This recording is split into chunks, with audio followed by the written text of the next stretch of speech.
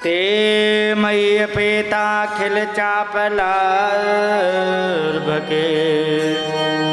दान्ते धितत्क्रीडन् केऽनुवर्तनि चक्रो कृपाम् यद्यपि तुल्यदर्शनाः शुश्रूषमाणे मुनयोऽल्पभाषणे शुश्रूषमाणे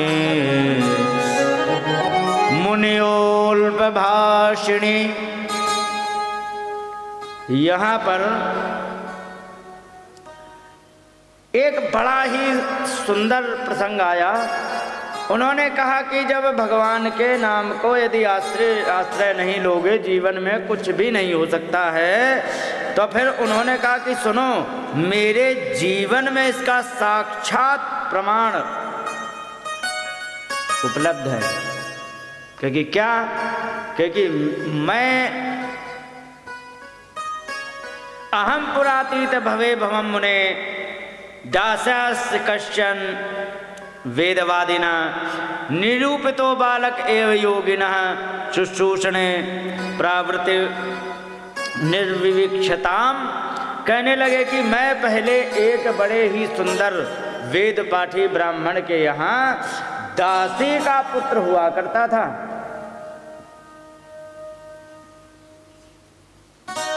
दासी के पुत्र होने से मैं वहां उनकी सेवा भी किया करता था। तो वहां पर क्या हुआ कि 4 महात्मा हमारे यहाँ आ गए। और मैं बताना क्या चाह रहा हूं व्यास जी, सुनो कि राम के नाम की महिमा का प्रभाव क्या है। समझ गए? राम जी के नाम की महिमा का क्या प्रभाव है। तो मैं पिछले जन्म में दासी का पुत्र हुआ करता था, एक ब्राह्मण के यहाँ सेवा करता था।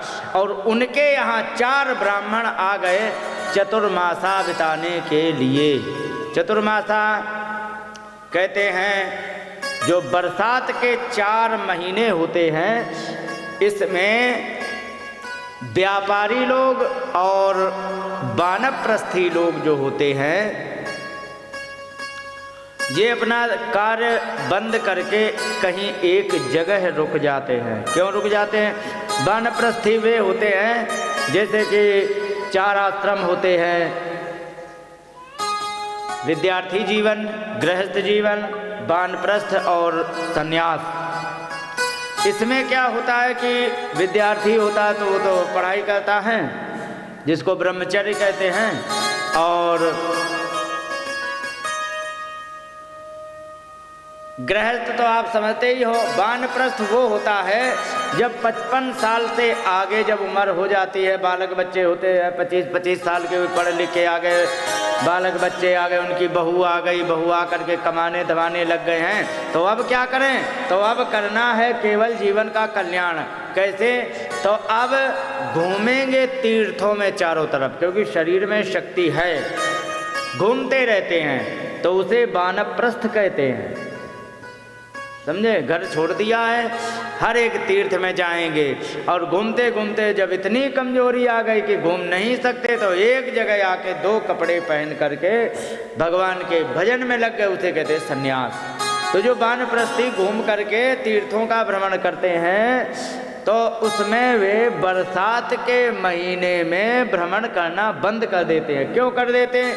क्योंकि बरसात में भ्रमण करेंगे, आगे जा रहे हैं, मान लो बराला से महावा के लिए आ रहे हैं वे, यहाँ तो 4 किलोमीटर की दूरी है, कहीं 10 किलोमीटर की पड़ गए, तब तक हो गया भयंकर बरसात हो गई। और अगर जो भयंकर बरसात हो गई उस समय, तो ये जान लीजिए कि रास्ते में ही फंसे रह जाएंगे। और रास्ते में फंसे रह गए तो फिर कहाँ खाने को मिलेगा, कहाँ पहनने को मिलेगा, कहाँ क्या मिलेगा।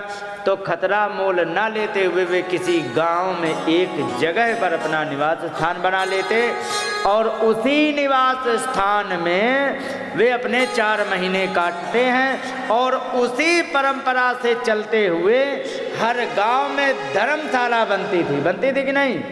तो धर्मशाला किसके लिए होती थी?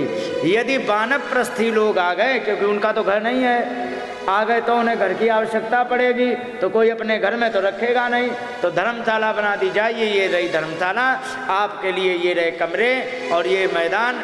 अगर जो आपको सफाई ना हो तो हम करे दे रहे।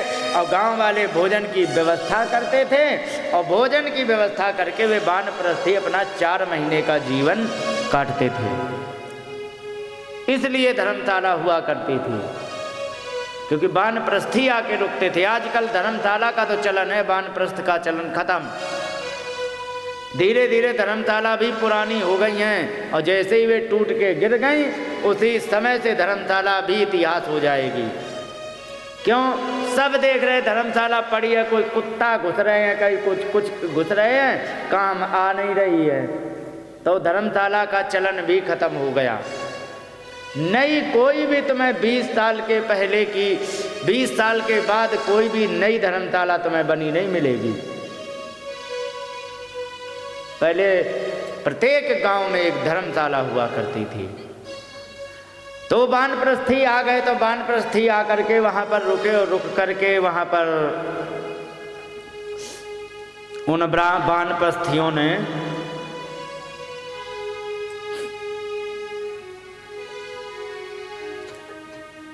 उन्हीं ब्राह्मण के यहाँ पर जा कर के अपना निवास स्थान बनाया, जिन ब्राह्मण के यहाँ मैं सेवा करता था। और सेवा करने में क्या हुआ कि उनकी बातों को इतना सुनता था मैं, ध्यान से इतना सुनता था कि महात्माओं ने मुझ पर कृपा कर ली। क्यों करी कृपा? उन्होंने हमारे लक्षण देखे। क्या? ते उन्होंने मई अपेता, अपेत माने रहित, अखिल चापलार भके, संपूर्ण बच्चे की चंचलता से रहित मुझे देखा। किन्होंने? उन 4 ब्राह्मणों ने। और दांते धृत क्रीडन के नुवर्तिनी, दांत माने बड़ा जितेंद्रिय था, और अधृत क्रीडन के, मैं किसी भी खिलौने से नहीं खेलता था। ये मुझे देखा, क्योंकि बच्चे खेलते हैं लेकिन ये खेलता नहीं, मेरी बात ज़्यादा सुन रहा। ये महात्माओं ने देखा, 4 महात्माओं ने। और फिर जब उन्होंने ये लक्षण देखे तो चक्रो कृपाम, उन्होंने कृपा की। यद्यपि तुल्य दर्शनम नाह, यद्यपि वे 4 महात्मा सभी से समान व्यवहार और समान प्रेम करते थे, फिर भी उन्होंने मेरे ऊपर कृपा कर दी, जबकि मैं छोटा था 5 साल का। शुश्रूषमाणे मुनयोल्प भाषिणी, मैं उनकी बात बड़े ध्यान से सुनता था। और अल्प भाषिणी, बहुत कम बोलता था। कहने का मतलब सुनता ज्यादा था, बोलता कम था। इसके बाद फिर आगे क्या मैंने किया? कहने का मतलब ये है कि कोई भी बालक हो, ठीक है, उसके लक्षण बचपन में ही दिखाई पड़ जाते हैं। और बचपन में दिखाई कैसे पड़ जाते हैं? एक बात बता दे तो वैसे पक्की बात है। आजकल अगर जो कोई बच्चा 11-12 साल तक, 13 साल तक अगर जो कोई खेलता है तो ये सामान्य बात है। और अगर जो 14 साल के बाद अगर जो क्रिकेट में मस्त रहने लग जाए तो ये जान लीजिए कि इसका जीवन गारंटी से अंधकार में हो गया। क्यों हो गया? क्योंकि ध्यान रखो, खेल से मनोरंजन हो सकता है, जीवन नहीं चल सकता है। ध्यान रखो। आजकल जितने कहते क्या करें, हमें बेलदारी करते हैं या हम बहुत ज़्यादा टाइल पत्थर, ये ईंट पत्थर करते हैं, तो क्यों करते हैं मालूम है? क्योंकि जब उनको कुछ सीखने का समय था तब क्रिकेट खेलने में उन्होंने समय बिताया है, समझे? और जब ब्याह हो गया तो जिम्मेदारी बढ़ गई। अभी तक खेले हैं क्रिकेट, ठीक है, और जब जिम्मेदारी बढ़ गई तब उन्हें लगा अरे राम राम राम इसकी भी पूर्ति करनी, अब क्या करें अब क्या करें। भगवान दया से माता पिता थे तो उन जैसे तैसे काम चला, तब तक हो गए बालक बच्चे, और तब तक माता पिता राधे राधे हो गए। अब आ गए उनके भार कंधे पर, अब वे चारों तरफ बंदर की तरह मुँह लिए घूम रहे, क्या करें क्या ना करें। तो फिर कुछ नहीं मिलता तो चलो साहब बेलदारी करते हैं, मिस्त्री गिरी करते हैं, ईंट पत्थर टाइल लगाते हैं, फिर समझ गए। हाँ, क्योंकि कितना भी नीचे व्यक्ति हो, ध्यान रखो विद्या एक ऐसा आभूषण होता है कि व्यक्ति को आगे बहुत जल्दी पहुंचा देता है, समझ गए। ध्यान रखो स्त्रियों के मेकअप के 16 श्रृंगार होते हैं, आजकल ज़्यादा हो गए, ध्यान रखना। तुम्हारे ज़माने में 16 होते थे, आजकल 100 हो गए हैं। 16 श्रृंगार में आई लाइनर नहीं है, 16 श्रृंगार में लिप लाइनर नहीं है, तो आजकल ज़्यादा हो गए हैं। लेकिन 16 श्रृंगार होते स्त्री को सजाने के लिए, होते कि नहीं। लेकिन पुरुष को सजाने का मात्र एक श्रृंगार है, वो है विद्या, समझ गए। कितना भी बढ़िया बन जाए, कितना भी बढ़िया बन जाए, गाल फिर भी कटहल जैसे होंगे, होंगे कि नहीं, होते हैं कि नहीं। कितना भी सुंदर बन जाए, स्त्री वास्तव में सुंदर लगती है, पुरुष इतना सुंदर नहीं लगता। वो तभी सुंदर लगेगा कब, जब उसके अंदर विद्या होगी, समझ गए। और विद्या नहीं है तो ये जान लीजिए कि तुमने अपने जीवन के भविष्य की, जिसको कैरियर को कहते हैं, हत्या कर ली है। और ये बातें यहाँ पर नारद जी के प्रसंग में आती, इसीलिए कहते दान्ते धृत क्रीडन के नुवर्तिनी, जितेंद्रिय था और अधृत क्रीडन के, क्रीडनक कहते हैं खिलौनों को, मैं खिलौनों से नहीं खेलता था। अनुवर्तनी, उनका अनुवर्तन करता था, जो कहते थे वो सुनता था। किसका, जो 4 महात्मा थे। यहाँ पर बहुत बड़ी एक बात कही गई है श्रीमद् भागवत कथा के प्रथम स्कंद के 5वें अध्याय में, नारद जी के पूर्व चरित्र में।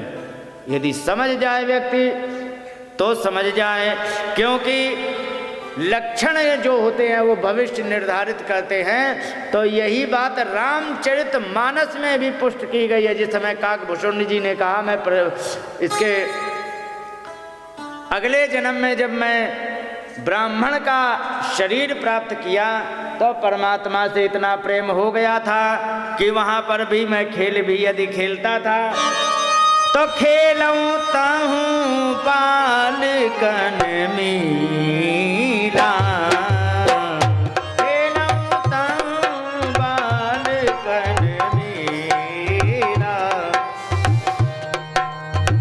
करऊं सकल रघुनायक लीला, करऊं सकल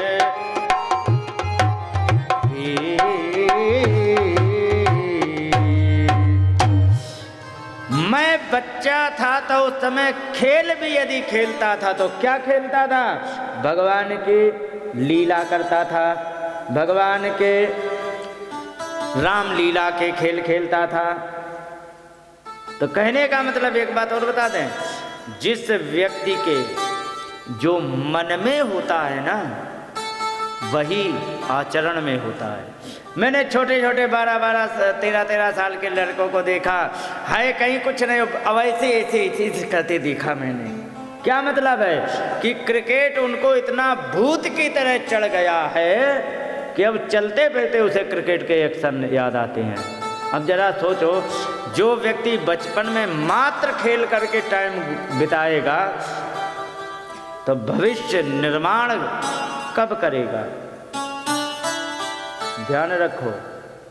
और जो पहले से एडवांस अलर्ट नहीं होता है, जान लीजिए वही जीवन भर धक्के खाता है।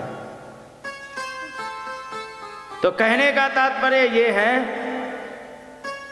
कि कोई भी व्यक्ति हो उसका भविष्य मात्र 5 साल की अवस्था में दिखाई पड़ जाता है।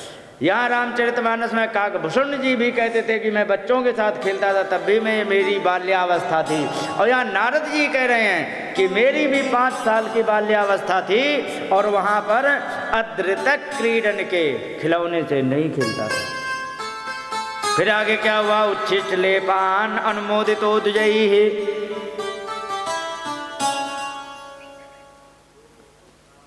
उच्छिष्ट माने उनका बचा हुआ प्रसाद, अनुलेपन माने चंदन आदि, अनुमोदितो द्विजैहि उन ब्राह्मणों के द्वारा अनुमोदन करने पर, अनुमोदन माने उनकी आज्ञा प्राप्त करने पर, सकृष्म भुंजे तदपास्त किल्बिषः, एक बार जीवन में दिन में एक बार भोजन करता था।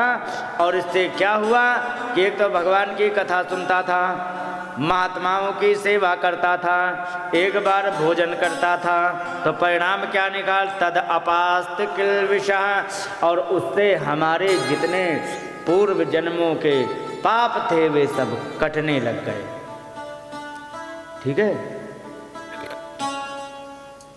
एवं प्रवत्तस्य विशुद्ध चेतसा, इस प्रकार से मैं प्रवृत्त होकर के विशुद्ध चित्त से उनकी सेवा करने से, क्योंकि विशुद्ध चेतसा का मतलब जब हमारे पाप कट गए ना तो हमारा चित्त भी विशुद्ध हो गया। तो क्या मतलब है? एक एक क्रम देखते जाना। पहले सेवा करो, भगवान की कथा सुनो। महात्मा ने क्या किया था? कथा सुनाई और उनकी सेवा की। ठीक है। और एक नियम व्रत के अनुसार उन्होंने एक बार भोजन किया। और दांत माने जितेंद्रिय, तो वैसे ही थे। तो भगवान की कथा सुन के महात्माओं की सेवा करके कह रहे कि अपास्त किल्बिषः, हमारे पाप कटने लग गए। और जब हमारे पाप कटने लग गए तो धीरे धीरे क्या हुआ? कह के विशुद्ध चेतसः, मेरा चित्त विशुद्ध हो गया। और तद्धर्म एवात्म रुचि प्रजायते, ध्यान रखो, जिसका चित्त विशुद्ध हो जाता है ना तो तत् धर्म एवात्म रुचि प्रजायते, उसकी धर्म में रुचि लग जाती है। क्या कंडीशन है? पहले भगवान की कथा सुनो, महात्माओं की सेवा करो, सेवा करने के बाद जितेंद्रिय होके परमात्मा का नाम स्मरण करो। स्मरण करते भगवान की कथा सुनते सुनते तुम्हारा पाप कटेंगे। और जब पाप कटेंगे तो तुम्हारा चित्त विशुद्ध हो जाएगा। और जब तुम्हारा चित्त विशुद्ध होगा तब तुम्हारे हृदय में धर्म के प्रति श्रद्धा उत्पन्न होगी। समझ गए? ये क्रम दिया गया है भागवत में। इस प्रकार से उन्होंने बताया। और फिर इसके बाद 4 महीने इसी प्रकार से उन्होंने क्रम से बताया। तो बड़े गहराई की बात है। बच्चे का जीवन जो होता है वो प्रारंभ में ही पकड़ा जा सकता है। बोलिए गोविंद भगवान की जय, रास बिहारी सरकार की जय।